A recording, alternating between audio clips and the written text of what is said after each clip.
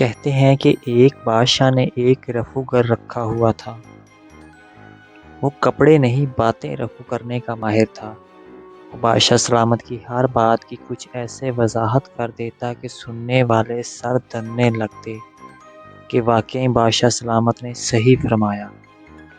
ایک دن بادشاہ سلامت دربار لگا کر اپنی جوانی کے شکار کی کہانیاں سنا کر رایا کو مرعوب کر رہے تھے۔ جوش میں آ کر کہنے لگے کہ ایک بار تو ایسا ہوا کہ میں نے آدھے کلومیٹر سے نشانہ لگا کر جو ایک ہرن کو تیر مارا تو تیر سنسناتا ہوا گیا اور ہرن کی بائیں آنکھ میں لگ کر دائیں کان سے ہوتا ہوا پچھلی دائیں ٹانگ کے کھر میں جا لگا۔ بادشاہ کو توقع تھی کہ عوام داد دے گی، لیکن عوام نے کوئی داد نہیں دی۔ وہ بادشاہ کی بات پر یقین کرنے کو تیار نہیں تھے۔ بادشاہ بھی سمجھ گیا کہ ضرورت سے زیادہ لمبی چھوڑ دی۔ اپنے رفوگر کی طرف دیکھا۔ رفوگر اٹھا اور کہنے لگا، حضرات، میں چشمدید گواہ ہوں اس واقعہ کا۔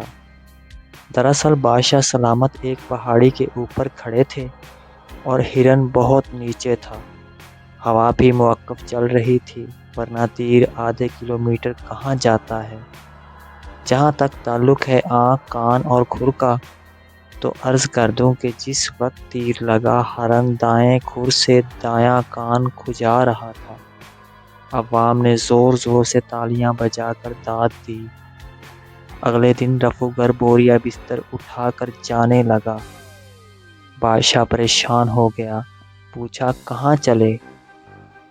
رفوگر بولا، بادشاہ سلامت، میں چھوٹے موٹے تروپے لگا لیتا ہوں، شامیانے نہیں سیتا۔ جی تو دوستو، اگر آپ کو ہماری یہ ویڈیو اچھی لگی تو اس ویڈیو کو لائک اور کمنٹس باکس میں اپنی رائے سے ضرور آگاہ کیجیے گا، اور اس چینل کو سبسکرائب کر کے بیل نوٹیفیکیشن ضرور دبا دیں۔ جزاک اللہ۔